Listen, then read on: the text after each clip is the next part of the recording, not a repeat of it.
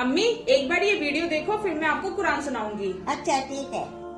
तो मूर्ति पूजा बार बार हम पर ये उंगली उठाई जाती है पौराणिक लोगों के द्वारा कि ये मूर्ति पूजा का विरोध करते हैं, मूर्ति पूजा का विरोध करते हैं। इन मूर्ख लोगों को ये जानकारी होनी चाहिए कि मूर्ति पूजा तो कहीं हमारे धर्म में थी ही नहीं, और मूर्ति पूजा का विरोध केवल महर्षि दयानंद सरस्वती ने नहीं किया, बल्कि जितने महापुरुष हुए सबने मूर्ति पूजा का विरोध किया है। मुझे तुम कोई ऐसा महापुरुष तो बताओ जिसने मूर्ति पूजा का मंडन किया हो।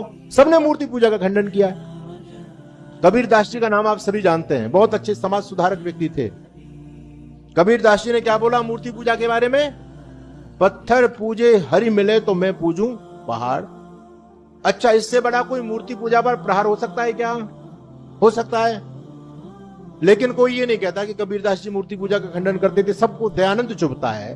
दयानंद थे जी, मूर्ति पूजा को खंडन करते थे। नानक देव जी ने कहा जो पत्थर को माने देवा उसकी व्यर्थ गई सब सेवा।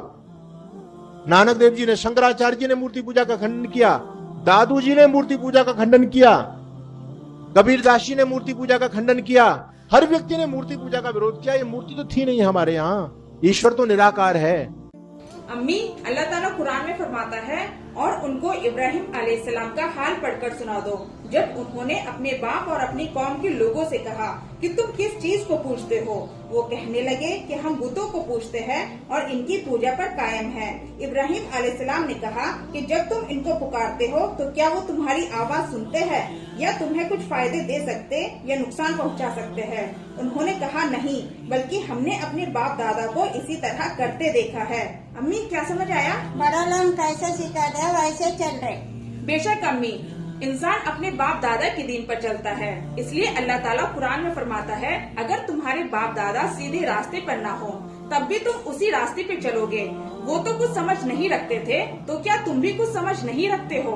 इसलिए अम्मी, हमें उस परवरदिगार की इबादत करनी चाहिए जिसने हमको पैदा किया, उसकी नहीं जिसको हमने बनाया। सही है।